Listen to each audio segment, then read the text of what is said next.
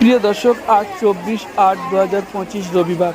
ভাঙড়ের 2 আইএসএফ মহিলা কর্মী রাজ্যের মুখ্যমন্ত্রী মমতা বন্দ্যোপাধ্যায়কে কুরুচিকর মন্তব্য বা অকথ্য ভাষায় গালাগালি করার প্রতিবাদে টিএমসি মহিলা মোর্চা বিশাল প্রতিবাদ মিছিল করেন ভাঙড় নতুন ব্রিজ থেকে কাঁঠালিয়া বাসস্ট্যান্ড পর্যন্ত।